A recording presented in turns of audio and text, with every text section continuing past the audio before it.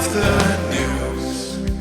Grab a cup and put your feet up. Take off your hat. We're having a chat.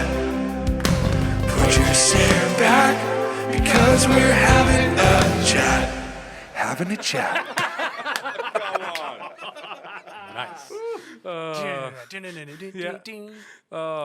Well, hey, thanks for joining me again today. And I'm coming to love these conversations every time we get together. It's stimulated. It takes us in all kinds of different directions. And so the goal here is that we're doing this once a month, and we're having these real hot topic type conversations, and we're answering questions from anyone in the church that has questions.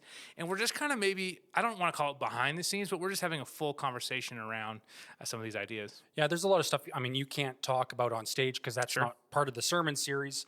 But, you know, there's things in church life that we need to have conversations. And in past, pre-COVID, we would have these chats in the lobby. We'd have them over coffee. We'd go out. We haven't had that for a while. So this is a good way to have coffee, have a chat. And for those of you who are online, we haven't had a chance to meet yet. And so this is a chance to meet. Yeah, absolutely. And you can get to know us. We get to know you. And we're excited about that. And really, this is a great opportunity for you, everyone who's watching. There's a button below if you're getting this in the email, and there's a link if you're watching this elsewhere, where you can actually submit questions. And we're more than happy to just take a shot at any and all questions. Nothing is off limits here, and this is kind of just that raw, open conversation. And I think that's what I love most about it, is that we can just kind of talk about these things. And some of these things are like, they're a little hot. They're a little hot. So let's talk about hot topics. Let's do it. Hey, did you know that we have COVID going on right now? Did you know we're in a global pandemic? Did you know we're in a global pandemic? In case you've been unaware, we've been separated for over a year. We've had a 1 year anniversary of our 2 to 3 week lockdown. Whoever would have figured? And, you know, this has been challenging, not for all of us just individually. I mean, it's been challenging for us as families and in our places of employment, but it's been challenging for us as a church family as well. That would be an understatement. And, you know, I think first we have to acknowledge the individual challenge of each and every person and every family, and it looks different for everybody. So yes, we're all in this together, and as tired of that as we all get, but just because we're all in it together, it doesn't look the same for everyone. And so for some of us, we're facing like layoffs. I know a number of families that are facing double layoffs. You know, what does life look like? So you're reframing or rebuilding your life on whatever new opportunity might be there. And for some people, these are long-term changes. Like, I know of so many people who were kind of nearing the end of their career, but weren't quite there yet, that just kind of got packaged out. And it's like, now you're trying to redefine yourself. And then there's those that, I mean, how courageous are these parents that are tackling online school when that time comes? Yeah. Like, that's a challenge and a half. And shout out to the dads. I know particularly one who took some extra time off to just be like, okay, I'm going to tap in because, you know, you've been carrying the weight on the lows. And so shout out to moms and dads who are helping out with all the online school. Yeah, I mean, our family homeschooled for a number of years, but we were set up for that, right? And we made a choice. We didn't have that thrust upon us. And now suddenly people who did not get to make the choice. I mean, that's always the hardest thing with changes. When I don't get to make the choice, I've now become a homeschooling mom. I did not sign up for this. Did not know I was signing up for this. I have kids, and again, if you have more than one child in school, suddenly all their teachers saying, okay, you need to be on at 9 o'clock. Well, that means I need 2 or more computers. And I need to be monitoring this. And suddenly I'm now having to make lunches and do bathroom breaks and handle all that. Yeah, shout out to you moms and dads that have been dealing with this. Guys, it's our hearts are with you. And we recognize that, that's the challenge for some. And then we have the older generation that haven't seen their kids and grandkids in months. I know for me, I've been able to see my grandkids sporadically, but it's been challenging. And how to keep family connections alive. And then health concerns. I mean, we have the full gamut of health concerns. We have people that are in extreme vulnerable conditions. And so health is always on the forefront of their mind. Yeah. And then we have the other side of the spectrum where it's, I'm strong, I'm healthy. Even if I catch COVID, I'm likely to be fine. It's going to be a really bad cold. Yeah. There is that, other end of the spectrum. And so for them, they're feeling the challenge that for something that is not personally that frightening, why are we facing such challenging conditions? Yeah, and so then with that, you have, friends and family groups that are literally being ripped apart because you've got people on different ends of the spectrum, and we have lost in this day and age the ability to meet in the middle, have a civil conversation, and be like, I agree to disagree. If there's anything on having a chat, if we're standing for anything, it's the ability for you to agree to disagree. I think we're standing for the ability to have a chat. Yes, have a chat. There you go. And I think this is the challenge, right? So just within my family group alone, I have both ends of the spectrum. Yeah. And I've seen it in my friends group. I've seen it in my extended friends group where I'm seeing this challenge overlaid with my Christian and my non-Christian friends that are looking at the response of the church to COVID and wondering, hey, what the heck was with you guys? What's going on? I think we fail to see when we're looking at when I'm looking for my rights, what's happening to me. Clearly, I'm understanding the effect it has on me, and I'm looking for that to be lightened. But I need to also be considerate of those that are not in my position. So for me not to consider the single moms at home with kids, trying to have a job, pay bills, homeschool kids, to not be aware of that when I'm making requests of the government, of the church, of my friends, it doesn't come across as compassionate. Right. And I think if anything, the church is being called to be compassionate. Yeah. I mean, I can't tell you how many times I've had a conversation with somebody that finds out what I do for a living, in passing, or knows or sends me a private message or something on social media that I can't believe you churches this or this or this or this. And I just take it as an opportunity. Listen, that's not been our approach. This is how we're handling it. And, you're kind of in a constant defensive posture from the outside world, and from the inside world, you're not handling it right, on any way, shape, or form, or how come this or how come this, and we need to stand up for this. And so there's this tension that happens. But I mean, I think the phrase that we've been using in our house a lot is buckets of grace. That's what we need in this season, right? I can understand that this is your pent up frustration, and that I think we're at a weird spot right now. So where we're sitting when we're filming this is literally, we're in the midst of this reopening plan 3.0, I guess what it is. And we're looking towards best summer ever, Texas North. Yeah. And a full reopen. And the funny thing is, it's like the two sides of the political spectrum met together on the other side, and now they're all like, this isn't going to work, this isn't going to work. I think we've almost forgotten how not to be angry.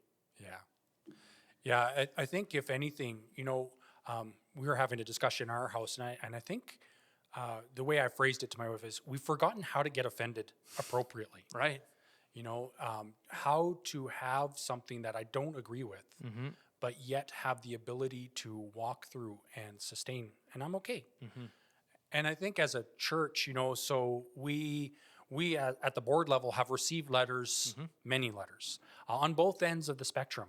We have people that are quite angry that we're not doing more closures, we're not being more safe, and actually leading the way in saying, not only are these the health regulations, we should be going above and beyond. Right. And then we have the other side saying, why aren't you doing more? Why aren't you standing up to the government? We need to follow God, not the government. We need to follow, as Christians, we are to stand up for our rights. And I'm challenged by both of those positions. But yeah, because I mean, so every time you receive something like that, there's good stuff in both. Like there's stuff to be found in both. We can learn from every side of this conversation. I think the thing that I've learned is that at times as Christians, we underestimate the general amount of fear that's out there in certain segments or certain pockets. And I think sometimes as Christians, we underestimate that because we have a confident hope that you actually live a little freer than your neighbor. Because when you have, like, when you know where you're headed, when you have this like confidence and it's subconscious and it's actually showing, like, it's a good thing because it's showing that you're starting to understand your identity. But when you understand that, you also have to understand that other people don't have that.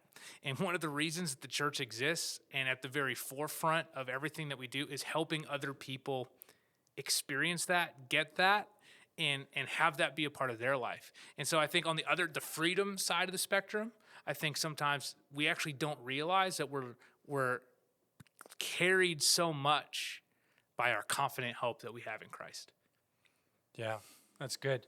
I think so. If you were to, I mean, again, these are things where we don't really fit in nicely into a Sunday sermon, but speaking to the Saints community, right, to the Saints church, yeah, what would you say you feel like is a Christ-like response to this whole pandemic, to the mask, anti-mask, all this?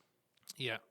So, I mean, Jesus was being asked all these questions by a legal expert, a lawyer, and they're trying to trip him up and asking him about commandments and which ones it's okay to live by. And he said, listen, you got to love the Lord your God with all your heart, your soul, your strength, your mind, all that is within you, and then love your neighbor as yourself. These are the greatest commandments. So we love God and we love people, and that's at the very forefront. And so in our approach, we have to look at loving God and loving people. And so one of the guiding metrics has been, what is a Christ-like response? It's loving our neighbors. It's creating an environment that's safe, that's structured, that is open, that people are able to, step in at the right times. I think honoring, I think of Romans 13, honoring those who are in authority, and understanding that, interesting thing, right? Jesus laid down his life for us that we could be free. And so I think there's that. If we're going to follow Jesus one step at a time, I kind of lay down some of my life that others could experience life in him. And so it's evolved through the seasons, right? Like when we started, obviously everything shut down and then it was kind of open and it was closed. And we had lots of conversations about like, we don't want to keep doing this yo-yo thing. And and then here we are with the third closure, which we didn't see coming, and reopening and drive-ins, but we were creative. And I think that's important because we can keep restraint is the breeding ground for creativity, right? And so all of a sudden we've got these restraints. Well, Jesus didn't stop being Jesus in this season. The church shouldn't stop being the church. We might not be able to have Sunday service or in the way that we're accustomed to having Sunday service, but we're actually, what we cling so tightly to in our Sunday service is a cultural construct that was passed down through generations that has shifted and evolved. And so in this season, if we need to shift it and evolve it, that's okay too. So I think love God, love people. And I think maybe the other side of the spectrum that people don't necessarily consider is what you referenced earlier is so if we would say that part of our mission is to help people experience hope, life, and freedom that's found in Jesus. So we want them to have the same hope, the same life. We want them to experience what we already have. We do that by reaching new people.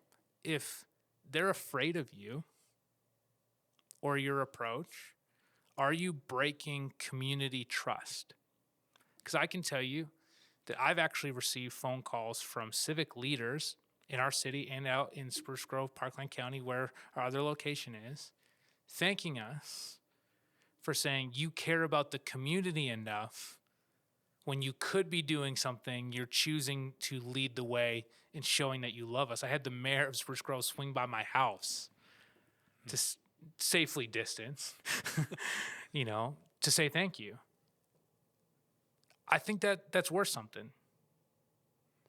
I reflect on, when Jesus came to the earth and he was, the Jewish population was going through a very stressful time. They were under Roman rule. They were feeling oppressed. And they were very excited that here is Jesus come to save us from the Romans. And he was like, no, that's not it. That's an earthly concern. I'm here to save your soul. Yep. And I think we sometimes lose sight of it. And it is distressing when I see us losing personal rights, when I see us very concerned at a political level over some of the things, not just COVID, but other legislation that's happening. I think it's important, but not because I'm going to lose rights. I think it's because other people are going to lose their rights. Right. And while I know what my hope is, I know that if I should die at the end of this podcast, I'm okay. Not all my friends would know that. Right. And to know, for them to have the opportunity to be allowed to hear the gospel is important. Yeah. And so in this season, it hasn't been rosy on every front. We know that. In some factors, it's been devastating, not only personally for individuals, but for us as a church. But in reality, I think about Christmas and I think about last Easter, which saw us have the biggest reach we've ever had. Triple what we could have ever done in the building. I see that week after week after week, people are still making decisions to follow Jesus, and they're doing that online. I see that people are joining online small groups, and I see that now we have people that are a part of our church family that are from across the country. So I'm going to refocus us because what you're talking about is excellent. So we've talked a lot about what we've lost in COVID season. Yes. Let's reflect for a moment. What, from your chair, what have we gained? Sure. So I think those things that I just mentioned, we've gained in pivoting really quickly. We had to up our game and we had to really focus on how are we going to connect outside of this building through this medium of the Sunday service. Now, also aware that Sunday service is 1 hour. There's 167 other hours in a week that we have to be reaching people. But what that did was allowed our team to grow. It was a steep learning curve, and all of a sudden now we're seeing this reach expanded, where the people that are joining us online aren't necessarily from any one of our locations. Online is their location. And so we made that pivot. And so now we have this online. So you could almost say we have 3 locations because online is somebody's location. So they don't necessarily identify as being at any one location except for online. There's small groups happening through there. Their pastoral care is happening through there. People are making decisions. Salvation's happening through there. Our text line is humming and buzzing daily with prayer requests. We're connecting across the country with people that we're praying for, doing pastoral care calls. So really the reach has expanded greatly in this season, which I don't think anyone saw coming, and we certainly didn't plan for it. I actually was talking to Daniel M. from Beulah, and we both said we committed that our focus was for Edmonton, for the Edmonton region. And if anything else happened to come out of this, then we would be excited for it, but that wasn't either of our intents. And so while we tried to serve our community well, it's expanded reach. I think about TV. For those who don't know, we're on Yes TV on Sunday mornings at 11:30. That's connecting us with a whole new community of seniors who actually write letters and make phone calls, and they don't necessarily, again, identify as attending one of our physical locations, but they don't miss a week. So it's pretty fair to say, I think, that if COVID had not happened, the chance of us having gone and started Yes TV would have been slim. I think a lot of, when I look at what's happening at the church globally, I think a lot of our online presence has been kind of a online optional or a kind of an afterthought. Yeah. Whereas now I think it's becoming more a directed thing where we're actually paying intentional attention to. So for those of you that are attending online, for those of you that are not in the Edmonton region or Spruce Grove region, yeah, welcome to Saints community. Yeah. You're as much as part of this family as any of us. Absolutely. And I mean, and so that's caused us to have a whole bunch of conversations going like, how do we keep including people that don't live here? Like, how do we expand the care for that? How do we even expand our mindsets that you could literally be an active part of our church family and not live here? And how can you be an active part when you come to the Edmonton region? Do you have a place to stay? Yeah. I hope so. Give us a ring. We'll find you a place to stay. Peter's got lots of room, and but yeah, I mean, how can you be a part of this family, and how can we grow together? Those are the interesting things and the exciting things when you know that there's literally someone on the other coast of this country that considers this church family their home church. That's pretty special and something, to be honest, I didn't see coming. We didn't plan to do. And I think part of that is a testament to our teams and how quickly. And I think part of that's having both locations. We were able to pool together our talents, our resources, all of our working knowledge, and that helped carry us through a season because we had little bits of what we needed everywhere. And when we work together and we work as one family, we can go so much further than we're just these separate entities that coexist. Yeah, one of my favorite, business gurus that I look at a Warren Buffett, and he made the statement, in times of scarcity, you learn to become more effective with what you have. Being more effective with what you have is never a bad thing. Yeah. So when we're looking at post-COVID, once things start lightening up, what are the types of things that you see us continuing to do that we learned well? Yeah.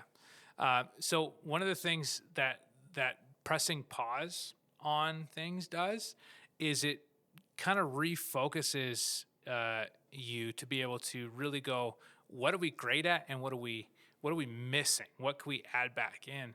So it's not that we didn't try and do it. It's just that you get so into the hustle and bustle of life that you almost don't focus on it. So the thing that I'm most excited about is family and really not only just knowing each other as people that we sit near at church, but creating and fostering opportunities for connection that allow this family to grow deeper together.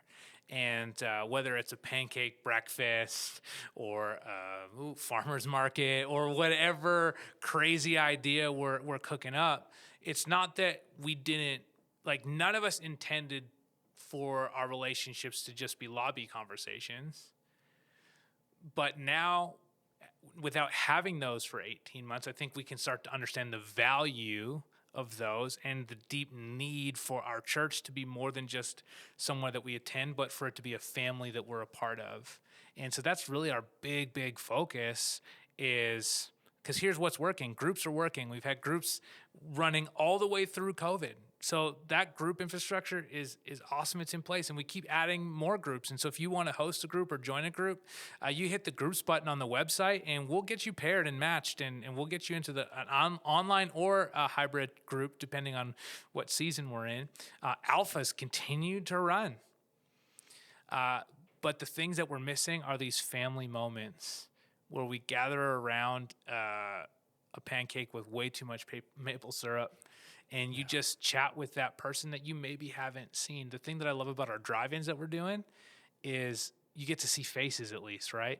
So yes, we could have gone online only for the 3 weeks, but to me, there's something about even just seeing those faces and having other faces see other faces.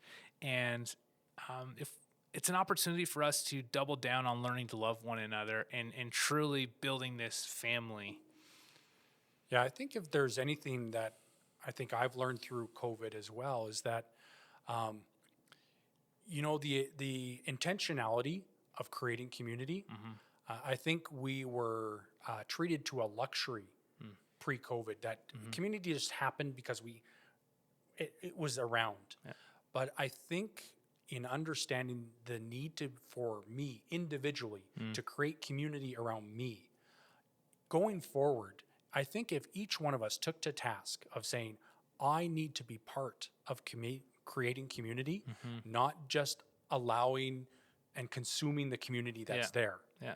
I think if we as a church were far more intentional at creating community, and not just with those of us that show up here in the building, but with those in my neighborhood, I am excited for what that church will look like. Yeah.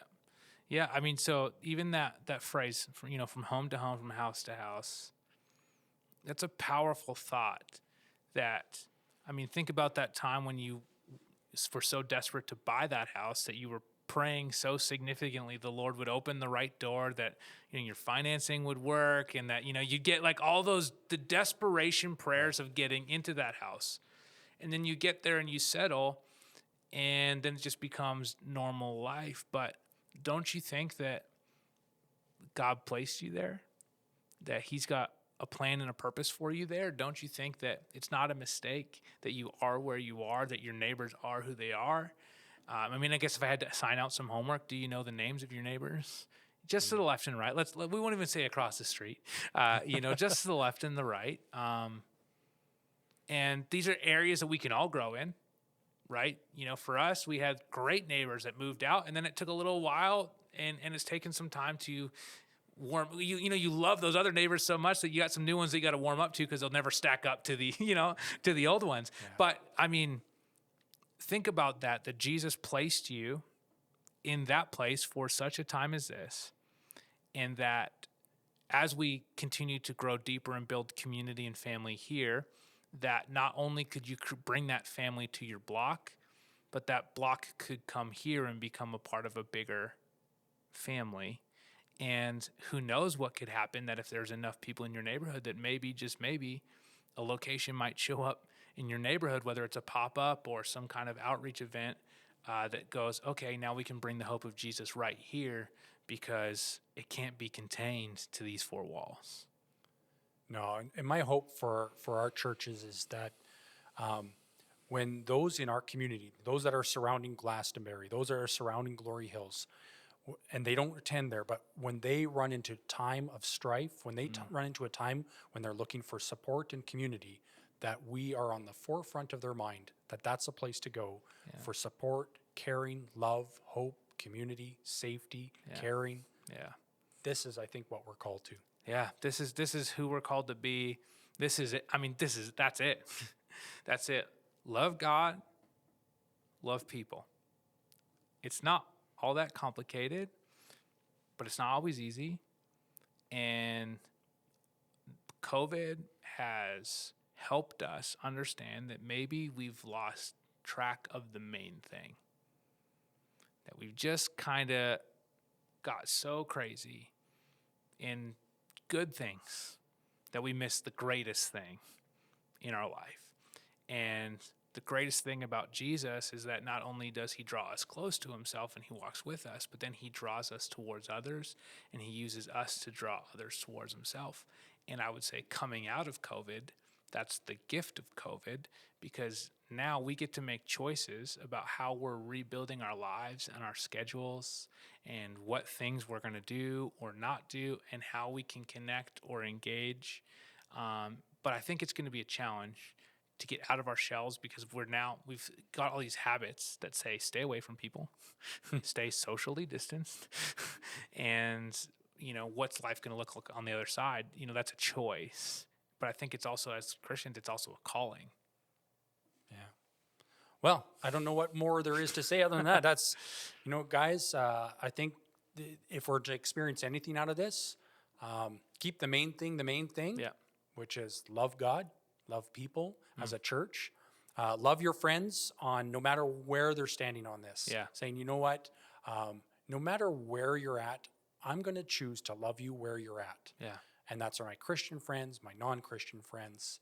And as we come together, I look forward to being able to break bread together, have coffee together, and have more conversations, which brings us even to having more conversations. Yes. If there's things that you want to ask Pastor Brett, if you want to, where are we at as a church community, this is the place. Ask some questions and help us understand where you're at. Let us know if this is helpful. And as well, we just want to just affirm you. Thanks for being part of this community. You're a valuable part. And we want this to be a place where you can bring your friends, your family, your neighbors to. That this is a place where they feel like they can be family. Yeah, absolutely. Thanks for joining us on Having a Chat. The email inbox is open. Send those questions. We can't wait to hear from you.